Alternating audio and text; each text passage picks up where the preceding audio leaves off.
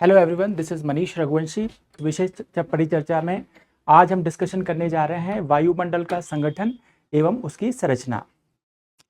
वायुमंडल हमारे पृथ्वी को, हमारी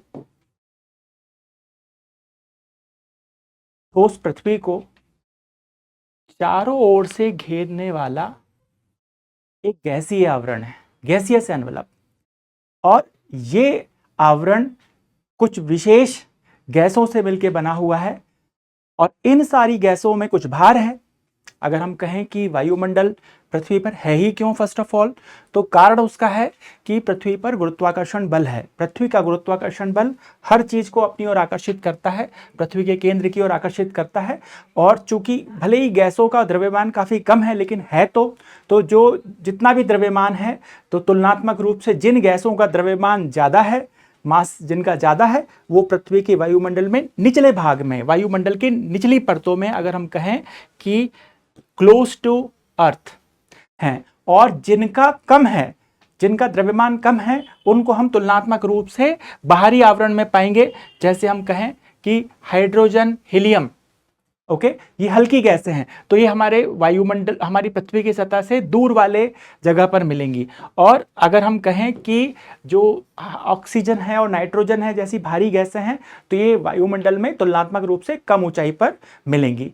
तो वायुमंडल होने का कारण है पृथ्वी का गुरुत्वाकर्षण। मुख्य रूप से यह टॉपिक प्रीलिम्स का है, मुख्य परीक्षा में आने की संभावना नगण्य है। आ तो कुछ भी सकता है। अगर मान लीजिए कि पुराने टेस्ट्स में अगर आप पुराने पेपर्स देखें प्रीवियस ईयर, तो उसमें आप देखेंगे कि वायुमंडल का जो ताप बजट है उस पर सवाल पूछा गया है। तो वैसे तो कुछ भी आ सकता है, लेकिन नॉर्मली नहीं आता, that is an abnormal case. Okay, geomorphology में भले ही चीजें आ जाती हैं जो आपके मेंशन है सिलेबस में, तो ये हमारे वायुमंडल के बनने का कारण है। अब क्योंकि अलग अलग गैसों का द्रव्यमान अलग अलग है, इसलिए वायुमंडल में जो परतें हैं वो संस्तर के रूप में हमको मिलती हैं, उनकी लेयर्स को हम आइडेंटिफाई कर सकते हैं। तो हमारा दो टॉपिक हैं आज की डिस्कशन में। पहला टॉपिक है वायुमंडल का संगठन और उसकी संरचना। तो आइए सबसे पहले हम संगठन को देख लेते हैं। अगर हम देखें संगठन, तो वायुमंडल में तीन चीजें मुख्य रूप से उपलब्ध हैं। सबसे पहली चीज तो वायुमंडल में गैस है, अलग अलग प्रकार की गैसें हैं, ओके, जो कि मुख्य भूमिका निभा रही हैं। और दूसरा है जलवाष्प और तीसरा है ठोस कणिकीय पदार्थ, gases, water vapour and solid particulate matter. तो ये तीनों चीजें इसमें उपलब्ध हैं।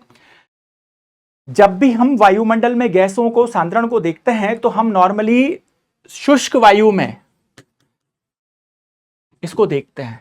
जो भी आपने एनालिसिस देखा होगा कि हमारे पृथ्वी के वायुमंडल में जो अलग अलग गैसों का मात्रा, नाइट्रोजन 78%, ऑक्सीजन लगभग 21%, 20.8% है, लेकिन इसको 21 कह दिया जाता है। इसके अलावा आर्गन तीसरे नंबर पे आती है 0.93%। ओके, कई बार लोग कंफ्यूज होते हैं इस कार्बन डाइऑक्साइड से। ओके, कार्बन डाइऑक्साइड का प्रतिशत यहां पर 0.038% है, चूंकि आपकी एनसीईआरटी 0.038 लिखती है। करंट अफेयर में अगर हम इसको अप टू डेट अगर करना चाहें, तो IPCC, inter governmental panel on climate change, IPCC जो संस्था है, इस संस्था की जो रिपोर्ट्स हैं उसमें अब ये 0.042 लेटेस्ट रिपोर्ट में इन्होंने इंक्लूड किया है। मतलब कि ये जो सांद्रण है, कॉन्सेंट्रेशन बढ़ता जा रहा है। तो चौथे नंबर पे पाए जाने वाला गैस है सबसे ज्यादा जो गैस है। इसके बाद फिर ये सीक्वेंस, आपको परसेंटेज भले ही याद ना रहे, लेकिन सीक्वेंस याद होना चाहिए, क्योंकि ऑब्जेक्टिव में ये सीक्वेंस बनाया जा सकता है। सो नियॉन, हीलियम, ओजोन, हाइड्रोजन, ये सीक्वेंस है। और इसके बाद कुछ और इनर्ट गैसेस वगैरह, रेडॉन वगैरह भी थोड़ी बहुत मिलती हैं, जिनका जो कॉन्सेंट्रेशन है वो प्लेस टू प्लेस वेरी कर सकता है, बहुत ज़्यादा मात्रा में वो अवेलेबल होती नहीं है। तो मुख्यतः यही है, यही 5-7 जो गैसेस हैं, ये 4 तो आपको अच्छे से याद होना ही चाहिए। इसके बाद ये 3-4 का क्रम भी अगर आपको याद रहेगा तो बहुत बेहतर रहेगा। तो हमारे पास ये जो गैसें हमने देखी, ये सारा का सारा कॉन्सेंट्रेशन देखा हमने शुष्क वायु में, ड्राई एयर में। एंड वी ऑल्सो नो कि एयर कभी ड्राई होता नहीं है, उसमें कुछ न कुछ नमी की मात्रा अवश्य होती है। अब ये नमी कितनी होती है, तो नमी भी जो है, यही पाई डायग्राम के माध्यम से इन्हीं चीजों को आपके बुक में बताया जाता है। तो नमी की मात्रा कितनी है? नमी की मात्रा एनसीईआरटी कहती है कि 0 से लेके 4% तक हो सकती है। सविंद्र सिंह ने इसको 0 से 5% लिखा हुआ है। अब ये दोनों मैंने इसलिए बता दिए आपको क्योंकि बुक्स में आपको थोड़ा बहुत वेरिएशन मिल सकता है। एग्जाम में भी अगर आपको एग्जाम में प्री में अगर इस तरीके से मिले 0 to 4 तो नहीं आप कहेंगे कि सर ने तो 4 बताया था या 5 बताया था। तो ये दो स्टैंडर्ड टेक्स्ट हमारे पास अवेलेबल हैं, एक एनसीईआरटी है और एक दूसरा हमारा जो सविंद्र सिंह है। तो दोनों का मैंने बता दिया, आइदर केसेस जो भी होगा उस आंसर को ठीक माना जाएगा। तो ये बहुत ज्यादा परिवर्तनशील है, हाईली वेरिएबल है। हम देखते हैं कि जब बारिश का मौसम होता है उस समय बहुत ज्यादा होती है जलवाष्प की मात्रा, ह्यूमिडिटी जिसको हम कॉमन पार्लेंस में बोल देते हैं सामान्यतः, और जब आपका ठंडी का मौसम होता है उस समय इसकी मात्रा काफी कम हो जाती है। दिन में भी, सुबह दोपहर शाम में भी जलवाष्प की मात्रा में परिवर्तन आता है। ह्यूमिडिटी का एक अलग से टॉपिक हमारे डिस्कशन में होगा जहां इस पर हम और ज्यादा चर्चा कर पाएंगे। यहां पर बस हम केवल एक चूंकि संगठन में देख रहे हैं कि कुछ भूमिका है इसकी, तो हमने जो कहा कि आपकी ऑक्सीजन 21% है या 78% नाइट्रोजन है, तो ये शुष्क वायु में देखा था। और चूंकि 4% तक ये भी अवेलेबल होता है, इसलिए ये किसी एक लिमिटेड स्पेस में जो कुछ भी अवेलेबल है उनमें ये थोड़ा सा वेरिएशन हो सकता है। शुष्क वायु में ये कॉन्सेंट्रेशन जो हमने पहले पेज पे देखा है वो है, ठीक। और एक्चुअल में क्या होगा, थोड़ा बहुत वेरिएशन होगा क्योंकि एक लिमिटेड वॉल्यूम जब आप लोगे और वाटर भी अगर रहेगा उसमें तो वो आंसर आपका नहीं आएगा। तो ये हाईली वेरिएबल है। और कहां से आती है जलवाष्प? जलवाष्प आती है इवेपोरेशन से। जो भी वाटर बॉडीज हैं वहां से इवेपोरेशन होता है, जैसे हमारी जो झीलें हैं, तालाब है, समुद्र की सतह है, इन सब जगह से वाष्पोत्सर्जन हो रहा है, जल वाष्प के माध्यम रूप में बदल के ऊपर उड़ रहा है। तो वहां से हमारे पास ये चीजें पहुंचती है। और तीसरा हमारे पास जो वायुमंडल की संरचना में जो तीसरा तत्व है वो कणिकीय तत्व, कणिकीय पार्टिकुलेट मैटर इंग्लिश में इसके लिए हम बोल सकते हैं। पीएम का अगर आपने नाम सुना हो, जब भी पोल्यूशन होता है, हम लोग दिल्ली में रहते हैं और दिल्ली में पोल्यूशन दिवाली के आसपास काफी बढ़ जाता है, तो पार्टिकुलेट मैटर कणकीय पदार्थ, ठीक, छोटे छोटे कण, कई प्रकार के कण हो सकते हैं, धूल के कण हो सकते हैं, धुएं के कण हो सकते हैं, या फिर आपके जो रेत के कण हो सकते हैं। समुद्री क्षेत्रों में सॉल्ट पार्टिकल्स हो सकते हैं, जहां पर माइंस होती हैं वहां पे धात्विक कण हो सकते हैं, धातुओं से निकलने वाले। आपके घरों में जो आप पेंट यूज करते हैं उसके लेड वगैरह के पार्टिकल्स, वो कण हो सकते हैं। तो ये अलग अलग प्रकार के कणिकीय तत्व, जैसे ज्वालामुखी विस्फोट होता है तो बहुत छोटे छोटे कण निकलते हैं, तो ये सारे के सारे पार्टिकुलेट मैटर हैं। तो 3 तरीके की चीजें हमारे वायुमंडल के संगठन को बनाती हैं। तो ये एक पार्ट हुआ हमारे वायुमंडल का संगठन का कि ये इसमें क्या क्या है। अब हम इसको देखेंगे अगले चीज को, इसकी संरचना, वायुमंडल की जो संगठन और संरचना पे हम बात करेंगे। वायुमंडल की संरचना को 2 तरीके से देखा जाता है।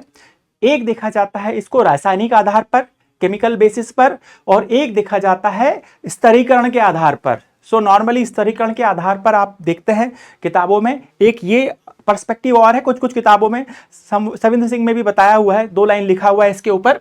तो वायुमंडल की संरचना को हम 2 प्रकार से देखेंगे। एक है आपका जो रासायनिक आधार पर, तो रासायनिक आधार पर पूरे वायुमंडल को हम सममंडल और विषम मंडल में बांटते हैं। सम क्या है, विषम क्या है? सममंडल वो क्षेत्र है जहां पर वायुमंडल का जो संगठन है वो स्थिर रहता है।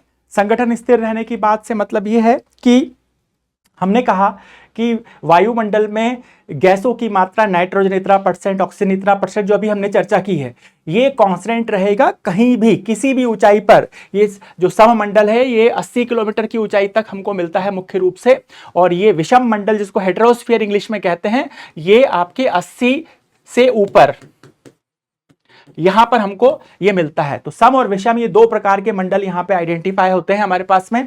तो यहां इस क्षेत्र में गैसों का सांद्रण कहीं भी चले जाइए 80 किलोमीटर की ऊंचाई तक, आपको एक जैसा गैसीय सांद्रण मिलेगा, उसमें कोई बदलाव नहीं होगा। कहीं भी अगर आप 100 कण पकड़ेंगे, एक लिमिटेड वॉल्यूम लेंगे, तो उसमें 78 आपको नाइट्रोजन मिलेगा, 21 ऑक्सीजन मिलेगा, फिर आर्गन, फिर CO2 जो भी हमने बात की है वो यहां पर फिक्स है। ओके, तो ये एक चीज है। दूसरी चीज ये है जो देख सकते हैं यहां पे कि यहां पे टर्बुलेंट मिक्सिंग, ये जिसको अशांत मिश्रण हिंदी में कहा जाता है, देखिए, इंग्लिश के कुछ कुछ शब्द आपको ज्योग्राफी में याद करने होंगे। ज्योग्राफी जो विषय है उसकी एक ये सीमितता कह सकते हो कि कई सारे शब्दों के हमको स्टैंडर्ड इंग्लिश वर्ड नहीं मिलते, या यूपीएससी जब ट्रांसलेशन करता है तो उनका ट्रांसलेशन लिटरल कर देता है और आपको समझने में दिक्कत होती है। जैसे कि सीसेट का एक बहुत ही फेमस उदाहरण है कि सीसेट में उन्होंने एक बार स्टील प्लांट पे एक आर्टिकल लिखा था और हिंदी में ट्रांसलेशन करते समय उसको लोहे का पौधा बना दिया। तो आपको कई बार ऐसे इशू आ सकते हैं, एक दो बार ऐसा हुआ है। तो आप इंग्लिश वाले वर्ड भी अगर कुछ कुछ याद रखेंगे, क्योंकि वो देवनागरी लिपि में लिख देगा। जैसे सममंडल को मान लीजिए कि होमोस्फीयर कहते हैं इंग्लिश में, और उसने होमोस्फीयर ऐसा लिख दिया, ठीक। तो ये टर्बुलेंट मिक्सिंग क्या चीज होता है, इसको इंग्लिश हिंदी में अशांत मिश्रण कहते हैं। टर्बुलेंट मिक्सिंग से तात्पर्य यह है कि जो वायुमंडल जब गर्म होता है संवहन की वजह से निचली परतें गर्म होकर ऊपर उठती हैं। सो जो निचले वाला जो पार्ट है इसमें जो टर्बुलेंट मिक्सिंग काफी ज्यादा होता है, इससे गैसें एक्सपेंड होके ऊपर की तरफ उठती हैं। तापमान में के टॉपिक में एक हम सब टॉपिक पे चर्चा करते हैं जिसको कहते हैं एडियाबेटिक कूलिंग और हीटिंग। ओके, तो रुद्धोष्म तापन और शीतलन, तो वो इससे एसोसिएटेड है। उस टॉपिक में इस पे हम चर्चा कर पाएंगे, यहाँ इस पे हम बात नहीं करेंगे। तो ये चीज यहाँ पे मेनली होती है।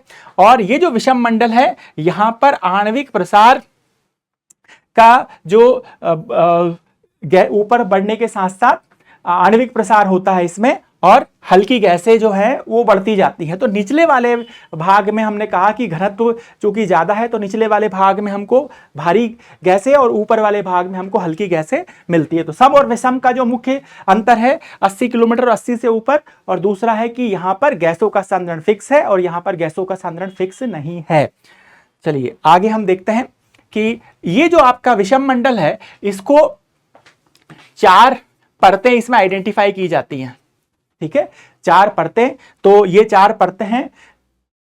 एक्चुअली होता यह है कि जब हम 80 किलोमीटर से ऊपर चले जाते हैं तो 80 किलोमीटर के ऊपर का जो क्षेत्र है वहां पर सूर्य से आने वाले जो पार्टिकल्स हैं, चार्ज पार्टिकल्स हैं, आवेशित कण हैं, उनकी मात्रा इतनी अधिक होती है कि गैसें आयनीकृत हो जाती हैं। आयन मंडल है, अभी हम अगले उस पर देख ही रहे हैं। तो यहां पर जो गैसें हैं वो उनके अणु टूट जाते हैं, और ज्यादातर मामलों में यहां पर गैसें परमाणविक रूप में मिलती हैं। आणविक को बोलेंगे N2, और ये टूट जाएगी तो N+N में टूट जाएगी। ऑक्सीजन अगर हम कहेंगे तो ये O+O। निचले वायुमंडल में गैसें हमको आणविक रूप में मिलती हैं, और यहां पर ऊपर वाले में हमको 80 किलोमीटर से ऊपर मेनली परमाणविक रूप में मिलती हैं। तो ये यहां पर जो गैसें लेयर्स आइडेंटिफाई किए जाते हैं, आणविक, नाइट्रोजन लेयर, ऑक्सीजन लेयर। अगर हम इमेज के रूप में देखें तो यहां पर आप देखिए कि ये आपका जो होमोस्फीयर है, निचले वाला जो क्षेत्र है होमोस्फीयर है, इसके ऊपर का जो क्षेत्र है ये हेट्रोस्फीयर है, और ये 80 किलोमीटर, यहाँ पे 80 किलोमीटर की हाइट आप ले सकते हैं। तो ये होमो हेट्रो, यहाँ पर कॉन्सेंट्रेशन सेम है, और यहाँ पर देखिए कि आप नीचे एक नाइट्रोजन की लेयर है, यहाँ पे केवल नाइट्रोजन मिलेगा, फिर हमको ऑक्सीजन मिलेगा, फिर हीलियम मिलेगा, फिर आपका हाइड्रोजन मिलेगा। तो इस तरीके से हमको गैसें यहाँ पर मिलती हैं। तो एक जगह पे कोई एक गैस नहीं मिल रही है, बल्कि उनके एक जगह पे एक गैस मिल रही है, वो इकट्ठा मिक्स फॉर्म में नहीं मिल रही है, जैसे कि यहां निचले वाले भाग में हमको मिल रहा था। अब हमने देख लिया कि वायुमंडल का जो रासायनिक आधार पर वर्गीकरण कैसे होता है। अब वायुमंडल का हम उसकी स्तरीकरण जो है, किस प्रकार से अलग अलग परतें बनी हुई हैं, उनमें तापमान और घनत्व के आधार पर जो संरचना विकसित हुई है।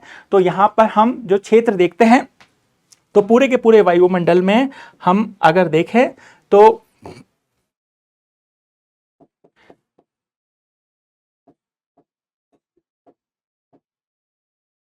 जो परतें आइडेंटिफाई हो सकती हैं,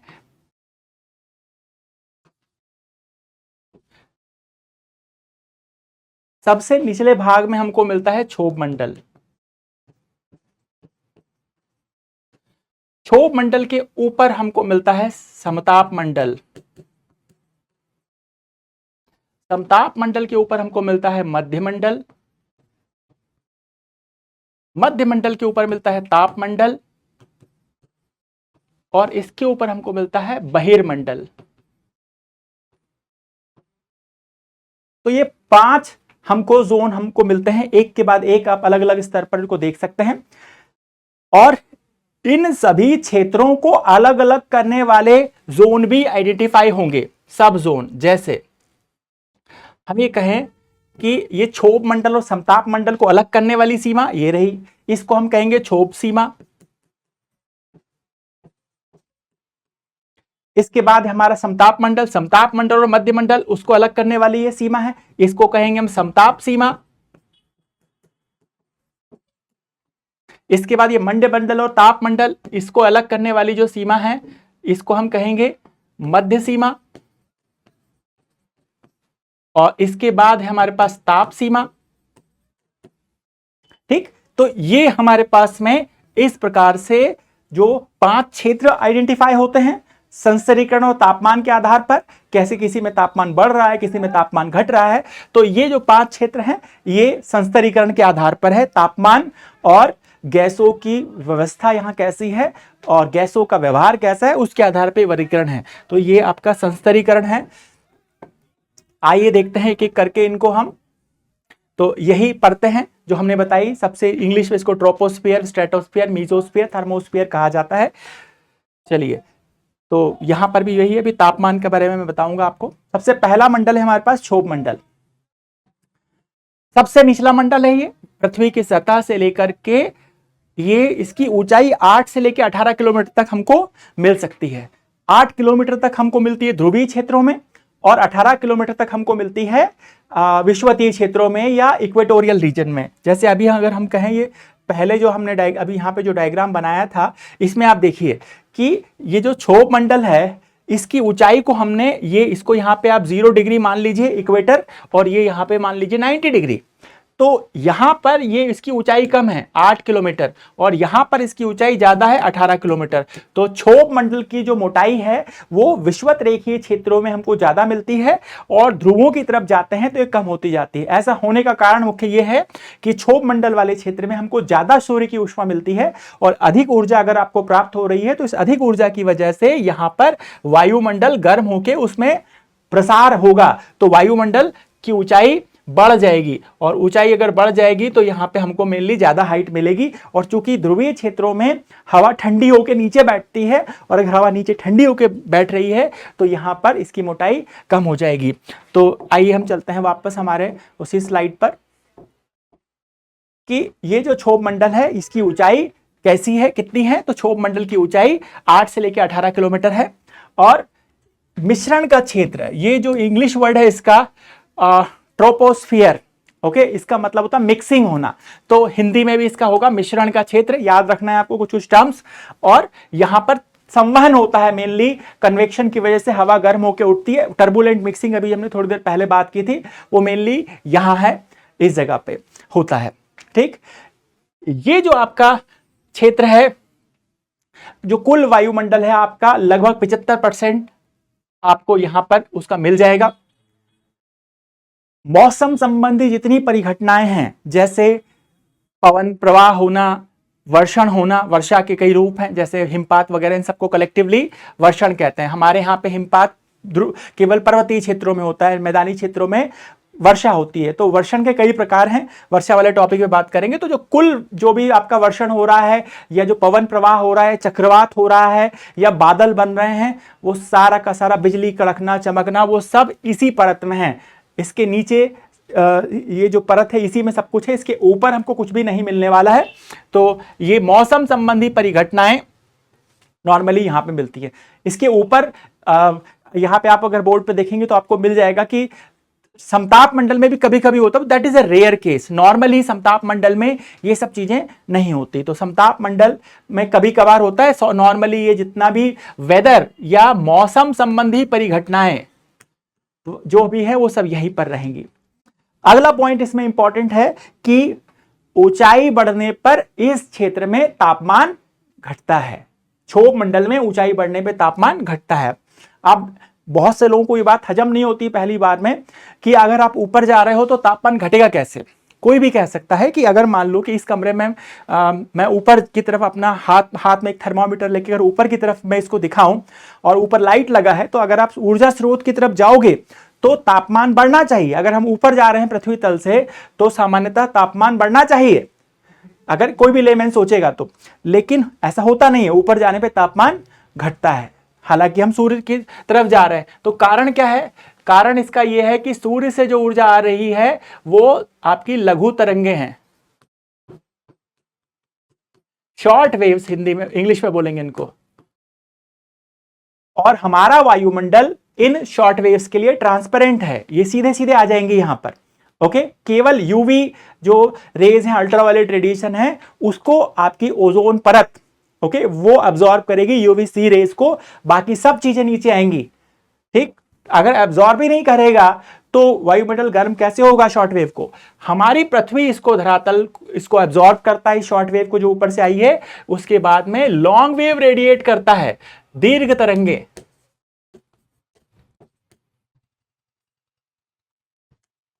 तो ये जो दीर्घ तरंग जो है छोड़ी गई, ये इसको हमारा वायुमंडल अब्सॉर्ब करता है। तो पृथ्वी के निचले वायुमंडल के लिए ऊर्जा स्रोत पृथ्वी का धरातल है, क्योंकि यहीं से जो लॉन्ग वेव्स छोड़ी जाएंगी पृथ्वी द्वारा, इन्हीं को हमारा वायुमंडल अब्सॉर्ब करेगा। तो चूंकि अगर ऊर्जा यहां से आ रही है हमारे वायुमंडल के अब्सॉर्ब होने के लिए, तो नीचे से ऊपर जाने पे तापमान हमको घटता हुआ महसूस होगा। ये कॉन्सेप्ट है, इसमें कई बार आपकी बात होती है कि कॉन्सेप्ट क्या है, कॉन्सेप्ट क्या है, तो ये चीजें कॉन्सेप्ट है। ओके, कॉन्सेप्ट और फैक्ट, ये दो ही चीजें हैं आपकी प्रिपरेशन में। तो नीचे से ऊपर जाने पे तापमान कम होता है, और ये तापमान कम होने का औसत क्या है? तो औसत है 6.5 डिग्री सेंटीग्रेड पर किलोमीटर। औसत रूप से पृथ्वी पर हजारों जगहों पर नीचे से ऊपर जाकर के देखा गया कि ऊपर जाने पे कितना तापमान में कमी आती है, तो उसको कहा गया 6 एवरेज है वो, ठीक है। हर एक जगह का नीचे से ऊपर जाने पे तापमान में अंतर होगा, एक्चुअल में, एक्चुअल बात अलग है। लेकिन जो 6th स्टैंडर्ड का बच्चा है, 10th स्टैंडर्ड का बच्चा है, उसको अगर आप इतना सब बात बताओगे उसको समझ नहीं आने वाला। तो कितना औसत रूप से तापमान में कमी आती है, तो उसको बताने के लिए जो एक्सपर्ट्स हैं उन्होंने निकाला है कि 6.5 डिग्री सेंटीग्रेड तापमान में कमी आती है। इसको कहते हैं सामान्य ताप पतन दर, नॉर्मल लैप्स रेट। ओके, इसको कहते हैं। एनसीईआरटी ने, पुरानी एनसीईआरटी ने 165 मीटर पर प्रति 1 डिग्री सेंटीग्रेड प्रति 165 मीटर, इस तरीके से लिखा है। तो इसको आप कन्वर्ट करोगे तो मोटा मोटा, नहीं सॉरी, हाँ ठीक है ठीक है, तो ये एनसीईआरटी में 165 मीटर लिखा हुआ है, 165 मीटर पे 1 डिग्री सेंटीग्रेड, तो किलोमीटर में कन्वर्ट करते हैं तो उसको इस तरीके से निकल के आता है। तो दोनों आप अगर याद रख सके तो आपको रखना चाहिए ये, क्योंकि एनसीईआरटी की बात है, पुरानी एनसीईआरटी काफी स्टैंडर्ड मानी जाती है। ठीक, तो वायुमंडल की जो जलवाष्प है उसकी भी इसमें कमी आती है, नीचे से ऊपर जाएंगे। तो ये कुछ बेसिक फैक्ट्स हैं रिगार्डिंग क्षोभ मंडल। तो सबसे इंपॉर्टेंट मंडल है हमारा क्षोभ मंडल। के ऊपर हमको मिलती है क्षोभ सीमा, जिसको कहते हैं ट्रोपोपॉज। ट्रोपोपॉज एक ऐसा क्षेत्र है जहां पर होता है तापमान का व्युत्क्रमण। ठीक, तापमान जो टेम्परेचर वाला टॉपिक है उसमें इस पे हम परिचर्चा करेंगे और डिटेल में। तो ये ऐसी जगह है जहां पे टेम्परेचर बढ़ने लगता है इस रीजन के बाद। तो ये ट्रांजिशन क्षेत्र है। अभी हमने पहले जो डायग्राम देखा था वहां देखा था कि ये आपका 8 से 18 किलोमीटर, 0 किलोमीटर से लेकर 18 किलोमीटर तक भूमध्य रेखीय क्षेत्रों में आपका क्षोभ मंडल है। इसके ऊपर हमको मिलेगा ये क्षोभ सीमा। अगर आपने कभी प्लेन से यात्रा की हो तो अगर आप विंडो से बाहर देखें तो आपको लगेगा कि क्लाउड्स सब नीचे हैं, कहीं किसी एक कांच की कोई परत है जिसके नीचे सारे क्लाउड्स इकट्ठे हो गए हैं, तो वही क्षोभ सीमा है। ये संक्रमणकालीन क्षेत्र है, जो नीचे आपका क्षोभ मंडल है, ऊपर समताप मंडल है, दोनों के बीच में। तो ये इन्वर्जन होने की वजह से ही नीचे से कोई भी चीज ऊपर नहीं जाती, क्योंकि क्या हो रहा है कि क्षोभ मंडल में तापमान कम होता है और इसके ऊपर तापमान बढ़ने लगता है। समताप मंडल है अगला वाला मंडल। समताप मंडल में ओजोन गैस होती है जो कि यूवी रेज को एब्जॉर्ब करती है। यूवी रेज के एब्जॉर्ब होने की वजह से यहाँ पे तापमान बढ़ता है। अगर तापमान बढ़ेगा यहाँ पे, तो यहाँ पे अगर मान लो ज्यादा है, यहाँ पे कम है, आप देखिए ठंडी हवा नीचे बैठती है, तो यहाँ जो भी हवा है उसके नीचे बैठने की प्रवृत्ति है। अगर ये नीचे बैठने की प्रवृत्ति है इसमें, तो यहां से किसी भी चीज को ऊपर नहीं जाने देगी। क्योंकि गर्म हवा ऊपर उठती है, ठंडी हवा नीचे बैठती है, तो ये इन्वर्जन होने की वजह से ऐसा होता है। अब ये क्षोभ सीमा जो स्थानिक और कालिक अलग अलग स्थान पे अलग अलग होती है। हमने देखा भी था कि ध्रुवीय क्षेत्रों से विषुवतीय क्षेत्रों की तरफ आने पे ऊंचाई बढ़ती जा रही है। ठीक, ये कालिक मतलब ठंडी गर्मी में इसकी ऊंचाई बढ़ जाती है। ठीक, गर्मियों में इसकी ऊंचाई अधिक हो जाएगी क्योंकि गर्म होकर वायुमंडल ज्यादा ऊपर उठेंगी हवाएं, और सर्दी में हवा ठंडियों के नीचे बैठेगी, तो स्थानिक और कालिक दोनों आधार पर इसमें परिवर्तन आता है। अब ये ट्रोपोपॉज पर भूमध्य रेखा की तुलना में ध्रुवों पर अधिक तापमान मिलता है। ये भी उसी डायग्राम से क्लियर है कि अगर हमने जो अभी बनाया था कि यहाँ पे 18 किलोमीटर की ऊंचाई है, ये 0 डिग्री है, और ये 90 डिग्री है, यहाँ पे 8 ही किलोमीटर की ऊंचाई है।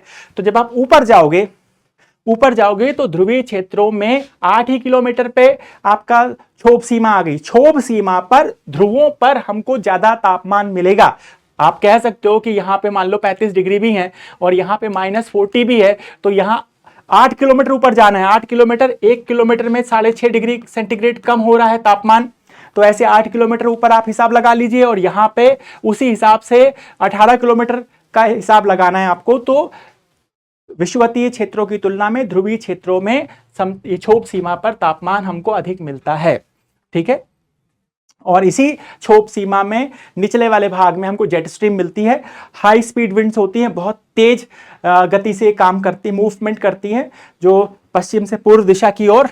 ठीक, और ये हमारे मानसून को भी प्रभावित करती हैं। जब इस पे चर्चा होगी तो इस पर हम डिटेल में बात करेंगे। फिलहाल के लिए आपको याद रखना है कि ये जो आपकी जेट स्ट्रीम्स हैं, they are part and parcel of the क्षोभ मंडल में आपके ये हैं निचली भाग में।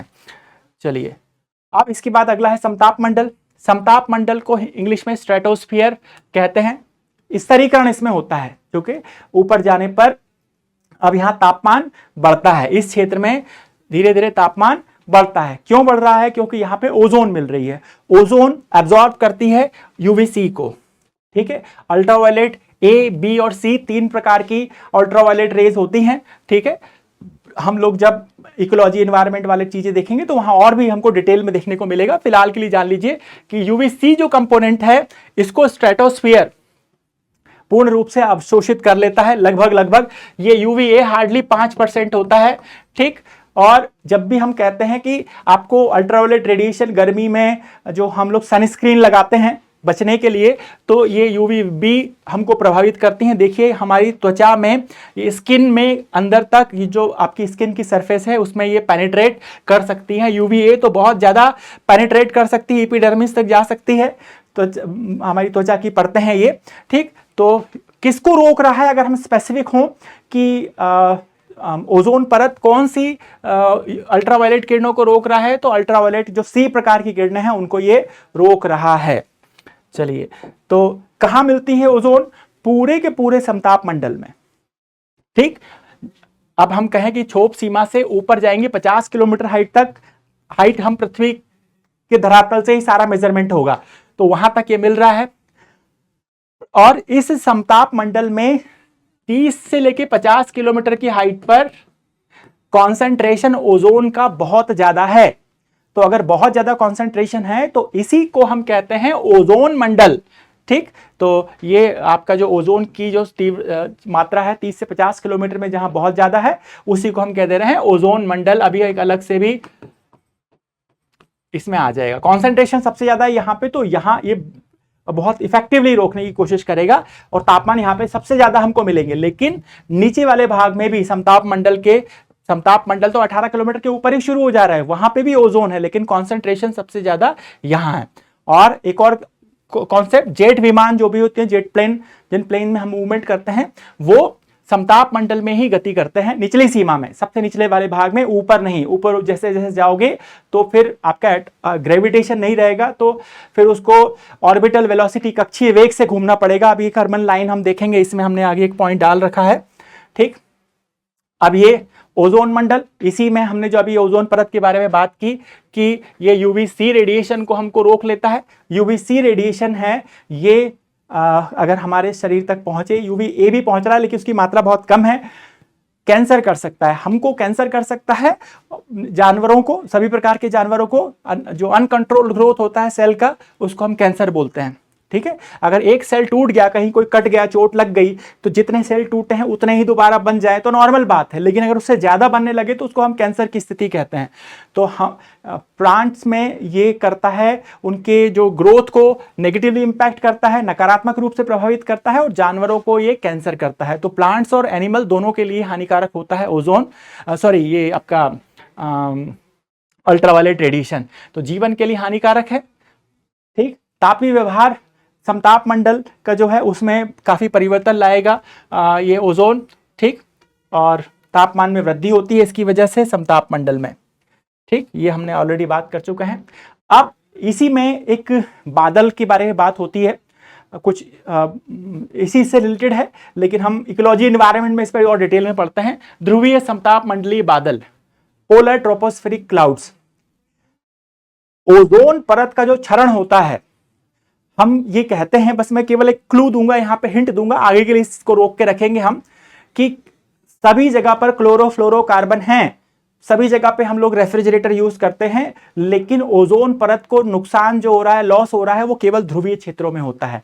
तो उसका जो मेन कारण है, ये जो ध्रुवीय क्षेत्रों में समताप मंडल में, नॉर्मली समताप मंडल में बादल नहीं मिलते। हमने अभी थोड़ी देर पहले देखा था कि बादल कहां मिलते हैं, बादल मिलते हैं क्षोभ मंडल में। तो क्षोभ मंडल के जो बादल हैं वो हमारे नॉर्मल बादल हैं, ये स्पेसिफिक टाइप ऑफ क्लाउड्स हैं। 15,000 से लेके 25 हजार मीटर की ऊंचाई तक हमको मिलते हैं, यानी कि 15 से 25 किलोमीटर की ऊंचाई पर हमको मिलते हैं।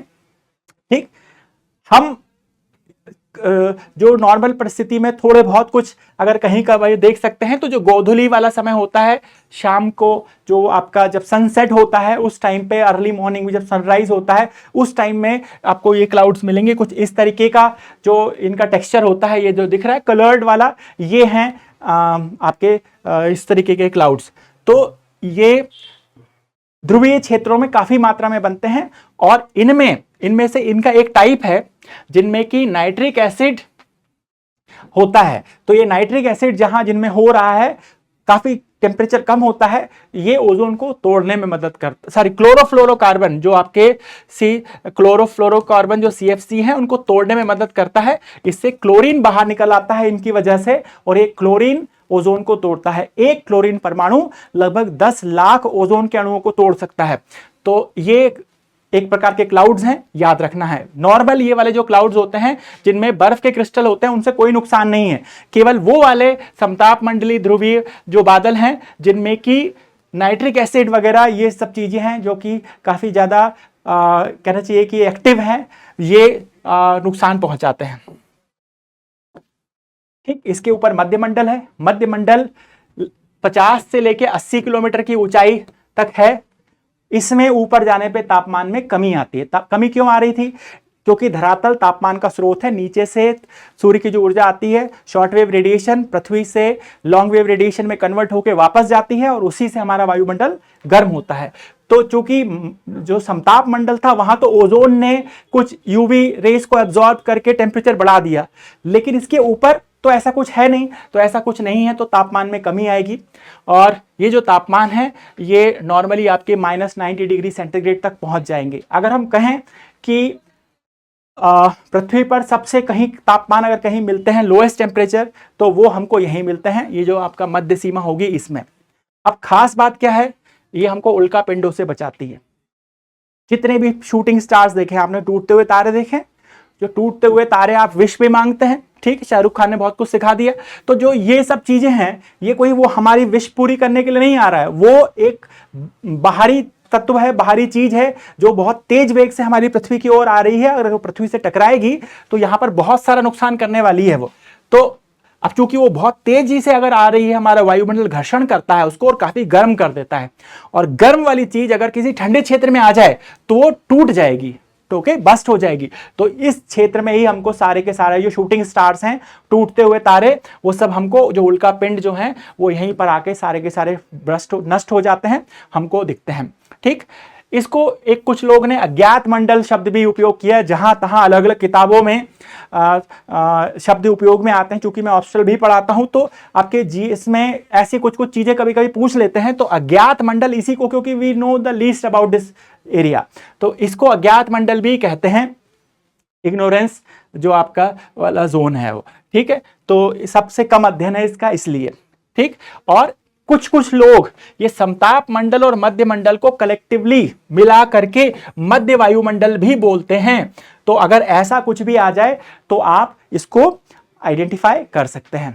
ठीक, तो ये हमारा मध्य मंडल हुआ। मध्य मंडल की ऊपरी जो सीमा है वो मध्य सीमा है, 80 से 85 किलोमीटर की हाइट है। लोएस्ट टेम्परेचर एक्चुअली हमको यहीं पर मिलेंगे।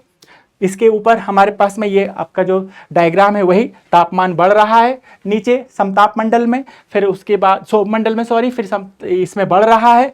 ठीक है, ये आपके एक्सिस पे इधर हाइट है और इधर ये टेम्परेचर है, फिर इसके बाद ये फिर टेम्परेचर घट रहा है फिर बढ़ रहा है। ये पैटर्न आपको याद रखना है कि किस प्रकार से तापमान घटता एवं बढ़ता है। इसके बाद अगला है तापमंडल या थर्मोस्फियर।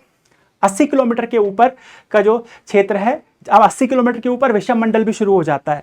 तो ये आपका जो क्षेत्र है यहाँ पर तापमान बढ़ते हैं। अभी तापमान कैसे बढ़ रहे हैं? तापमान चूंकि सूर्य से आने वाली जो चार्ज पार्टिकल हैं वो सब यहाँ पे उपलब्ध होते हैं, alpha beta gamma particle x-rays वगैरह काफ़ी मात्रा में है, तो टेम्परेचर बढ़ते हैं। लेकिन ये टेम्परेचर हम महसूस नहीं कर सकते, सेंसिबल नहीं है, क्योंकि सेंस तभी आप कर पाओगे जब कोई वायु, वहाँ पे वायु के कण उस ऊर्जा को अवशोषित करके आपसे आके टकरा पाएँ। ऊर्जा जरूर है, ठीक है, ऊर्जा सब जगह है, ठीक है, लेकिन उस ऊर्जा को हम महसूस नहीं कर सकते। यहाँ पे जो सन से जो एनर्जी आ रही है वो पृथ्वी से टकरा करके लॉन्ग वेव में कन्वर्ट होती है, फिर हमको पता चलती है। लेकिन यहाँ पर ऐसी कोई चीज नहीं है जिससे कोई टकरा करके, एनर्जी पार्टिकल तो है, एनर्जी तो सन से आ रही है, बीच के सारे स्पेस में एनर्जी है, लेकिन सब जगह पे वो अपना इफेक्ट नहीं दिखा पाती। रीजन ये है कि वो एक ऐसे फॉर्म में कन्वर्ट होना जरूरी है जिसको हम एब्जॉर्ब कर पाए। तो ये तापमंडल में ये एनर्जी अवशोषित होती है और इनकी वजह से ये तापमंडल के जो निचले परतें हैं इनमें आयनीकरण हो जाता है, इसलिए इसको हम आयन मंडल भी कहते हैं। तो इस प्रकार से ये आयन मंडल वाला क्षेत्र यहाँ पे हो जाता है। इसकी ऊपरी सीमा को हम ताप सीमा कहते हैं, थर्मोपॉज कहते हैं, और लगभग ये 640 किलोमीटर की ऊंचाई तक हमको जाकर के मिलती है। और ताप मंडल के बाद में अगला जो क्षेत्र होता है उसको हम कहते हैं बहिर्मंडल। ये सबसे बाहरी क्षेत्र है वायुमंडल का। इसमें आपके जो हम उपग्रह रखते हैं, हमारे उपग्रह हैं वो यहाँ पे हैं, या फिर इंटरनेशनल स्पेस स्टेशन यहाँ पर है, और लगभग 32,000 किलोमीटर की ऊंचाई तक इसको हम माना जा सकता है, इस ऊंचाई को। तो ये एक तापमंडल वाली बात हुई। इसके अलावा ये कर्मन रेखा हमारे वायुमंडल और बाहरी अंतरिक्ष को ये अलग करती है। ठीक, कर्मन नाम के एक वैज्ञानिक थे, ठीक, थियोडोर वॉन कर्मन, उनके नाम पर ये है। कहां से आपका अंतरिक्ष शुरू होता है, कहां से आपका वायुमंडल समाप्त हो जा रहा है, उसको लेकर ये है। आयन मंडल अभी हमने बात की यही है। ठीक, इसके बाद बहिर्मंडल, बहिर्मंडल बाहरी वाला भाग है आपका वायुमंडल और अंतरिक्ष, अंतर्ग्रही अंतरिक्ष के बीच का संक्रमणकालीन क्षेत्र है। फिर एक पॉइंट और मैं बताऊंगा, उसके साथ ही हम इस चर्चा को खत्म करेंगे। मैग्नेटोस्फीयर, ओके, नॉर्मली यहां इसकी बात होती नहीं है। तो पृथ्वी का पृथ्वी में एक मैग्नेटिक फील्ड भी है जो आंतरिक और बाह्य क्रोड हैं वो मिला के बनाती हैं, जिसकी वजह से एक चुंबकीय क्षेत्र पृथ्वी के चारों ओर बनता है, जो कि लगभग 56,000 किलोमीटर की ऊंचाई तक हमको मिलता है। 1,000 किलोमीटर की ऊंचाई से इसका प्रभाव हमको देखने को मिलता है। और इसकी वजह से ये सूर्य से आने वाले जो हानिकारक जो सोलर फ्लेयर्स हैं इनको ये रेडिएट कर देता है पूरे स्पेस में काफी जगह पे।